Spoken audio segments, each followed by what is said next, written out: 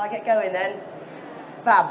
Before I start, I am going to apologise in advance because I have got laryngitis, which is about the most ridiculous thing that could have happened to me the week I'm presenting. So I do apologise to all of you if I'm over the microphone sounding a bit hoarse. So, and I'll be drinking water too. But it'll all add to the fun, so we'll have a great time. Okay, so for those of you who don't know me, my name is Karen Dunne-Squire, and I am the MD of a company called Elation. And Elation work with small businesses to help them find the tools and techniques to grow.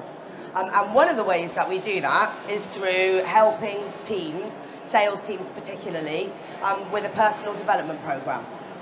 So I've trained over 100 different businesses in the last 15 years. So what the hell's that all about? Okay, the bottom line is that loads and loads of sales managers and sales directors come to me and they say, I never get a return on investment from my sales training. So there has to be an argument that says sales training doesn't work, right? So that's what I want to explore. Because if there's loads of businesses out there not getting return on investment, and there's loads of businesses out there training salespeople, there is something going wrong. Yeah? So I would like to start off by exploring that in this room.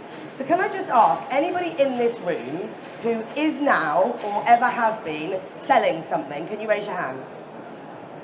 Cool, so unsurprisingly, given the location, there's quite a lot of salespeople in the room. And I'd like those same people to raise your hand if you think you were born knowing everything you know now about sales. No. So, by that simple straw poll of hands, sales has to be learnt.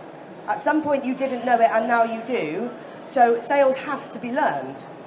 So if sales training doesn't work but we have to learn selling, there's something going wrong there. So the first thing that I think we know is that sales is a skill, okay?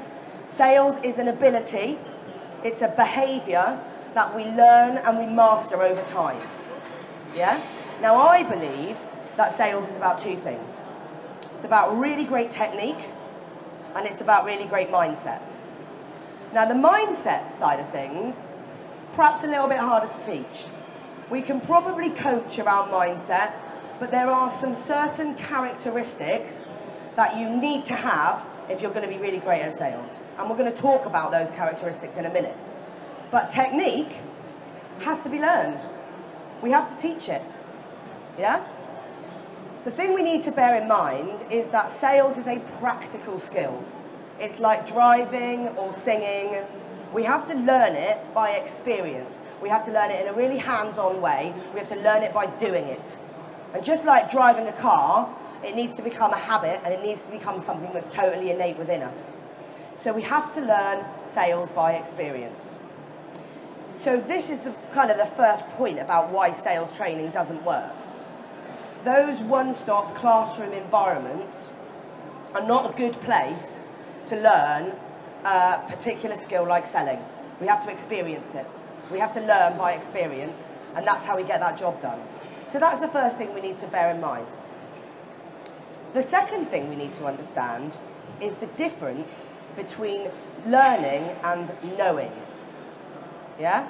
In order for us to absolutely know something, embed that knowledge inherently so it becomes a behaviour, we have to really, really know that. That information has to be in our heads solidly. Let me give you an example. If you were to ask me what are the top 5 singles in the UK at the moment, I wouldn't be able to answer that question. Now I did watch, I happened to listen to the Radio 1 chart show last week, so I have heard that information, but I don't know it. Went into my short-term memory and I've totally forgotten it, yeah? Now, if you asked me what we did for my daughter's last birthday party, I'd be able to tell you immediately, in detail, without having to draw back on any dim and distant memory. I absolutely know it. And the reason that I absolutely know that is because I planned it, I went to it, and I've talked about it since. It's not going to be forgotten. So that is the really important thing to understand, is that you can't just tell somebody something for them to know it. They have to experience it. Because learning is a process. Learning is a set of stages that we have to go through in order to truly understand something. And that's another key reason why one-stop classroom learning will never be the right way to teach sales, because there's no process involved. You're telling, you're not helping somebody to know. The other thing that's important to bear in mind here is the characteristic of a salesperson. Yeah? Typically, a salesperson is someone who doesn't have a very long attention span. They're very restless. They like to be doing loads of different things at once. They're very experience-led. They like building relationships. They like interacting. They like communicating. They're very hands-on. That type of personality doesn't lend itself very well to the classroom environment, to sitting down and learning academically. So we've got yet another reason why sales training in the one-stop environment just simply isn't going to work for your sales team. So, if we know that sales is a skill, and it's definitely got to be taught, we know that learning is a process, so it needs to take place over a series of stages, and we know that salespeople don't learn academically in a classroom environment, we can use that information to work out a way of teaching sales that's going to be impactful, that's going to get your team developing as fast as it possibly can do. So let's think back to my scenario around my daughter's birthday. I know that. I'm never going to forget that information. It's in my head. Let's think about why I know that. Number one is because I care. Yeah? And this is incredibly important when you're thinking about how to actually get the performance in your sales team improved. There needs to be something in it for them. They will not do what you tell them to do because you told them to do it. They will do it because there is a motivating factor for them. So you have to tap into the why. What makes them care? So that's the most important thing, to start off any training with understanding why. The second reason that I know my daughter's birthday is because I went through a very long set of stages. I'm obviously aware of when she was born, because that happened in my life.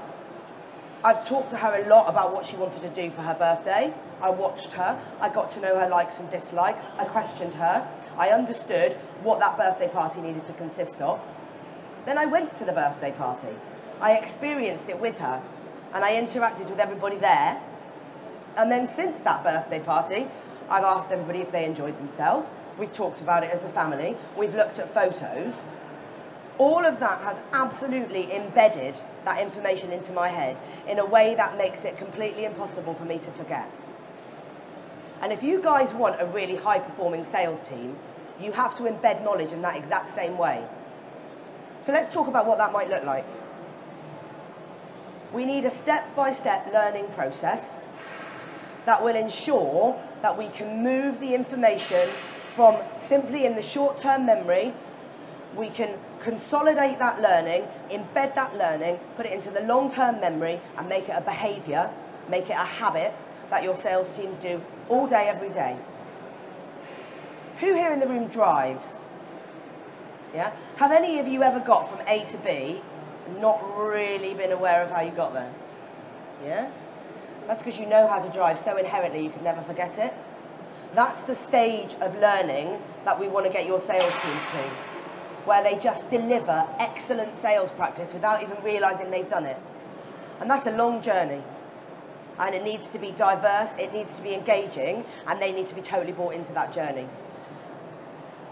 So, if we take the example of my daughter's birthday, there are 4 very clear stages that happened there.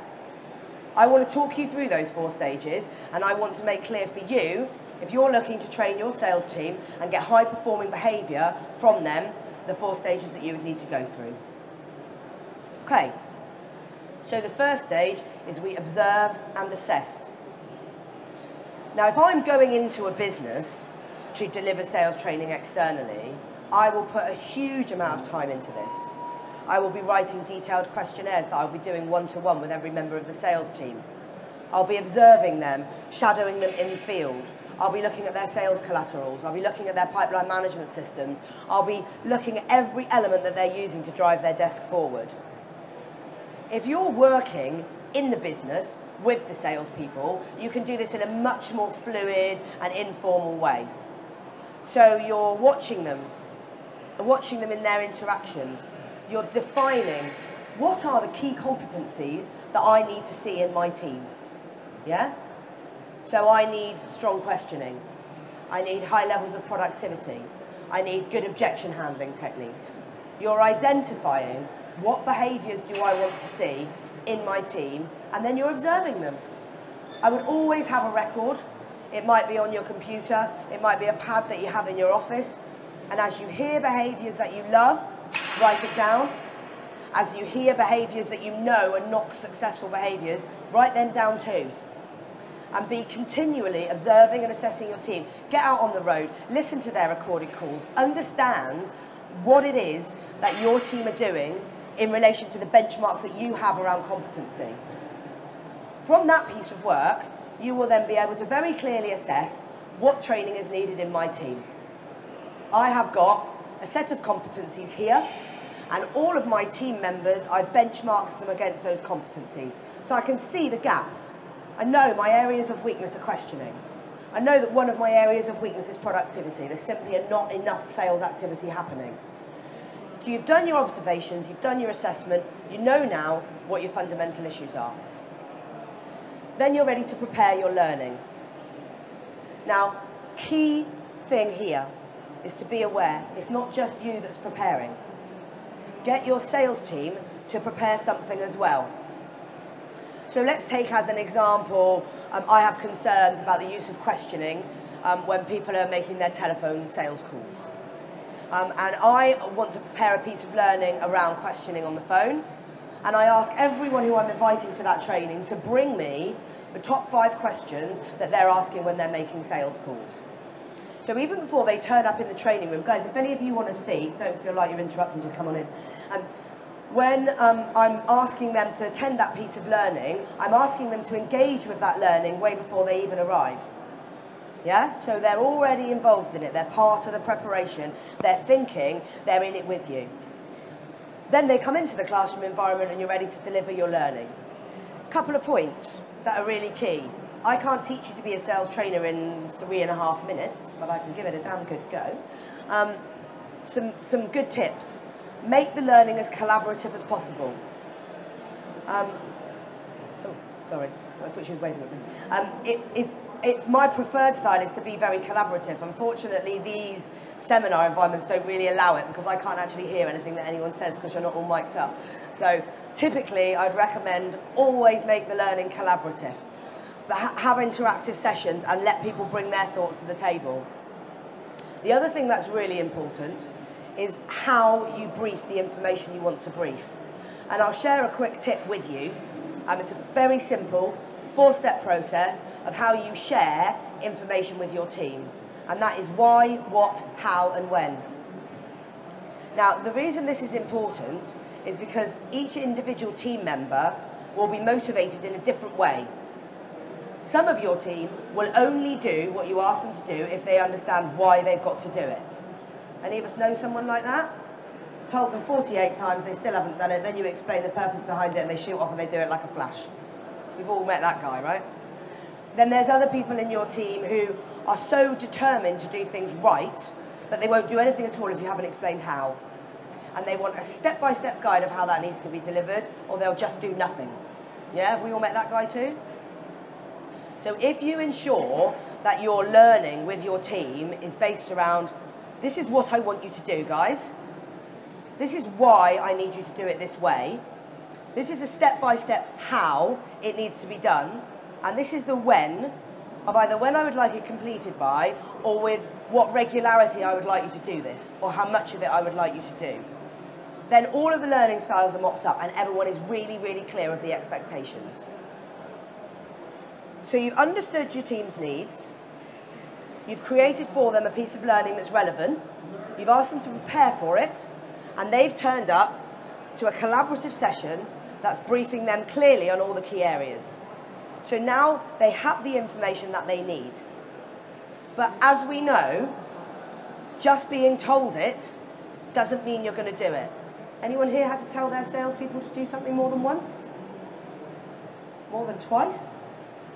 More than 5 times? We've all been there.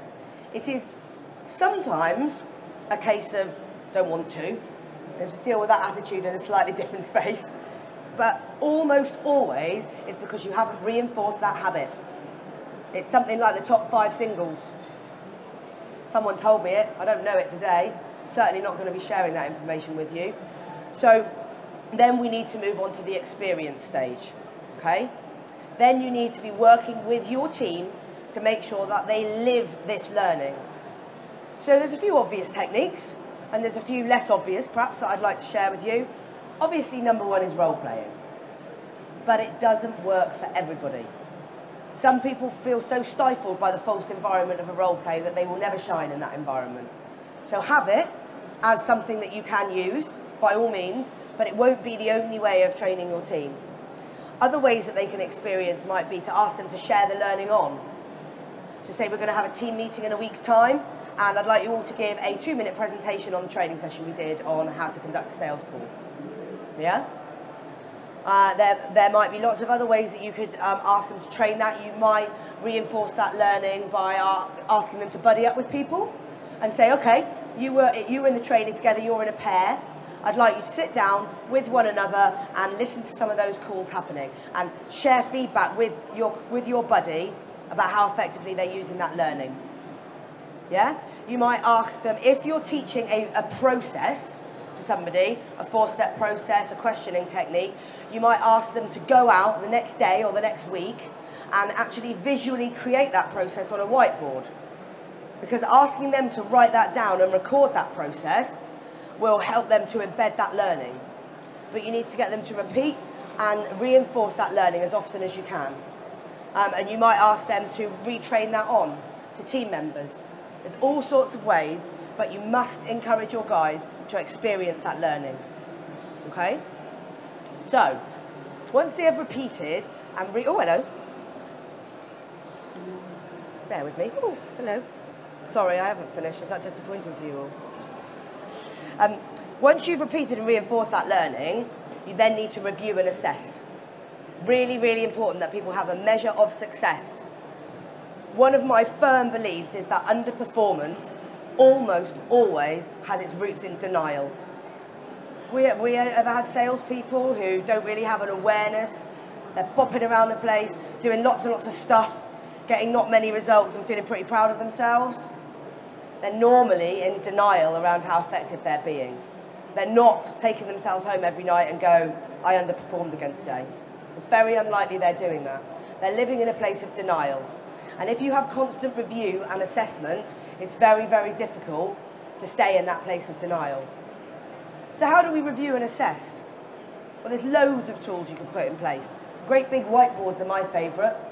Let's track visually and publicly how people are performing and tie what we're recording in with our training. There's also, you can use very, very good review sheets. So in my team, if I teach a technique around telephone sales, I will create a sheet that notes down that learning, and I will ask one of my team members, please will you sit with your colleague, listen to their calls, and make notes on whether they're using these techniques. Feedback, tell me what they're doing brilliantly, tell me the things they're missing out, and let's together help assess how they're doing. We might give people star ratings. We might say, okay, if you include X, Y, and Z, that's a 3-star phone call. If you include A, B, and C, that's a 4-star phone call. And if you get all 10 points in there, that's a 5-star phone call. And we might do some listening into those calls and grading of those calls and incentivizing people around the star ratings that they're getting. I don't want to see 3-star calls in my business. I want 5-star calls. The person who makes the most 5-star calls in a month gets a bottle of champagne. Yeah? We need to be thinking about competitions that we can run. We need to be thinking about management processes that we can put in place that are going to make sure that the learning is constantly being measured and assessed. Are you implementing what I taught you? What praise do we have available for people who are doing it? How do we reward and acknowledge that? And what negative consequences, training and development consequences, do you have in place for people that aren't? Key thing that I know about sales teams is that often the reason they don't implement the learning is because nobody cares if they do or not. Not publicly, anyway. And we have a situation where somebody is consistently underperforming, consistently failing to deliver on the training expectations, and nobody says anything to them. That's never acknowledged publicly. So why bother? So that's the really key thing, is that there's constant review and assessment. So when you're looking at your team and you're thinking about, how do I develop these guys to success? Think about this process. Identify the key competencies in your business. Track every team member against those competencies. Prepare the learning, engage them with that, and deliver that learning, and then ensure that they experience that learning in the real world, and that you are checking in with them, and there is review and assessment in place. Is there a prize for the person who implemented the learning most effectively? Are we measuring how much people's results change when they implement the learning, and giving them a why? That 4-step process will allow you to change behaviour and results. So, we've got step-by-step learning in place. What are our outcomes? We have a successful team. Not only do we have a successful team who consistently hit their targets, who are delivering for you, but it is a team who have group accountability. As a sales manager, a sales team who manage themselves to success because they have a shared accountability for their results is the perfect situation to be in. It's made your job unbelievably easy. So that's the kind of results that we want to get. So I'm hoping that today some of you have got a little bit of a sense of why it might be the case that you're not getting the most amazing returns from your training, and that there's something that you guys have learned today can take away that might help you to drive your team to better performance.